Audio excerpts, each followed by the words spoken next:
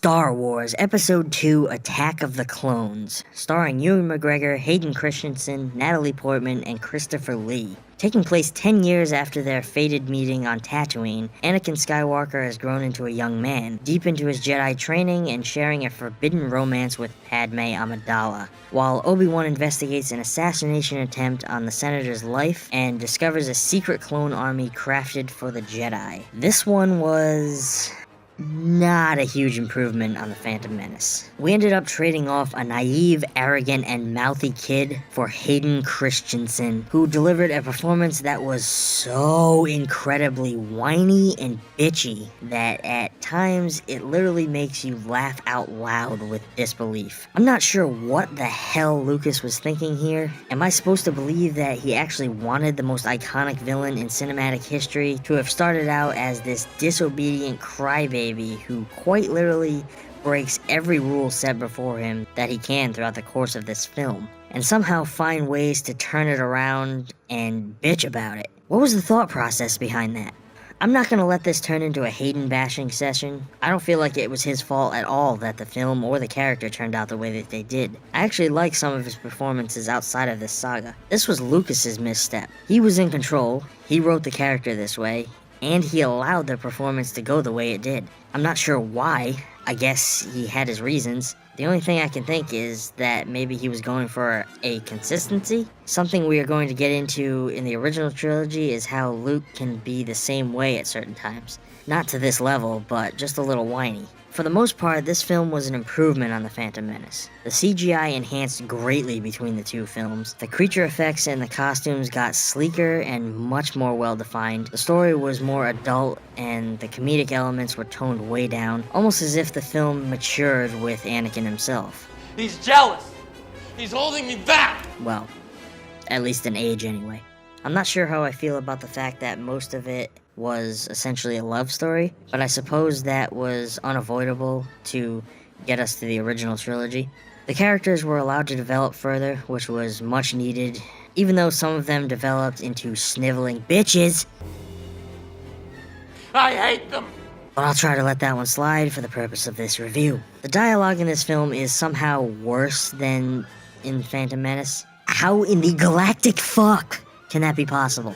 George, did you just make this film off the first draft? Were there any rewrites? The universe was also allowed to expand greatly. In fact, I believe aside from the next film in the series, this film may have one of the largest number of worlds visited in the entire franchise. This is the point where Star Wars first began to explore the galaxy that it was set in on a much larger scale. The film introduced new worlds, new species, and also began to bridge the gap much further between the prequel trilogy and the original films that we all love. And they did this by bringing in the clone troopers, who were stepping stones for the stormtroopers, as well as the bounty hunter Jango Fett and his son Boba, who we all know grows up to become one of the most fierce bounty hunters in the galaxy. Once again, Lucas chose a nearly completely CGI route with this film, but this time taking it a step further, and one that I feel is too far. With Phantom Menace, there was a nice blend of practical sets and CG augmentation, but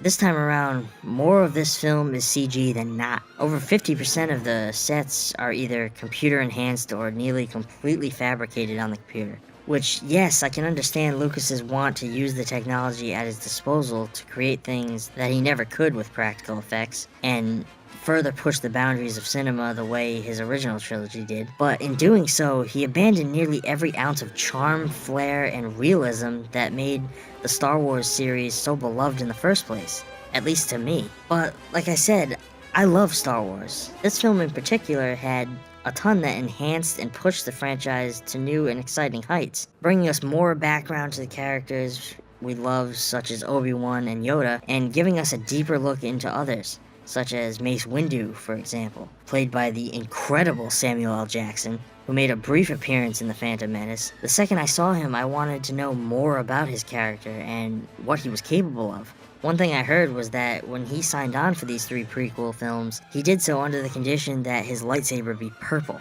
Now, I don't know how true that is, but if it was, it's just badass. Never before had a purple lightsaber existed, not even in the expanded universe of Star Wars. The performances in this film were, for the most part, pretty good.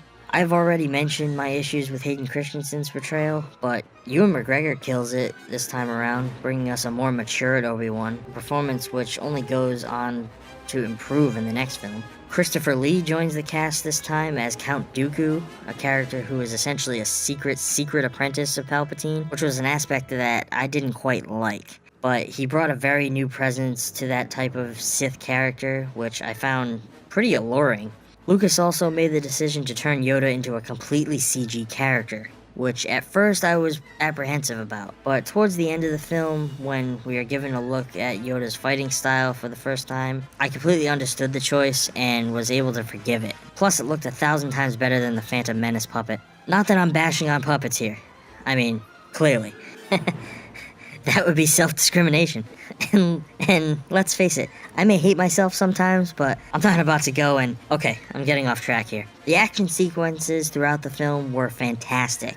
Lucas definitely began pushing for a much more exciting, fast-paced, and flashy style to the choreography with this prequel trilogy, which is something that definitely needed new life. Overall, I have to give Star Wars Episode 2 Attack of the Clones a B-.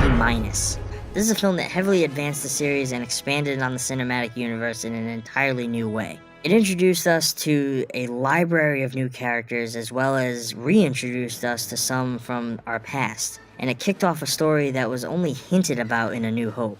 This one film spawned not one or two, but 3 lengthy television series that took place between the end of this film and the beginning of the next. Because there was so much more to the story that needed to be told here, and films just wouldn't contain it all. Yes, it has its problems, but when it comes to Star Wars, the good almost always outweighs the bad. The dark side clouds everything. In grave danger you are.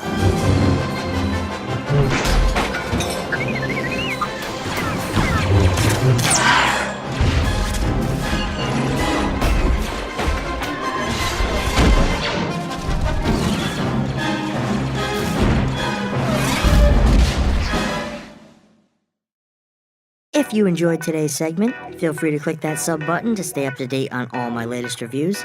Click that little bell to be notified on all future uploads. If you'd like to show your support for Embrace the Film, consider becoming a patron. For as little as $1 a month, you can help me produce more content each week. If you have any suggestions for the show, or for films you would enjoy seeing reviewed, or if you have a short film that you would like me to review, feel free to leave a comment below. Don't forget to drop a like, and I will see you all next time. Thanks for watching.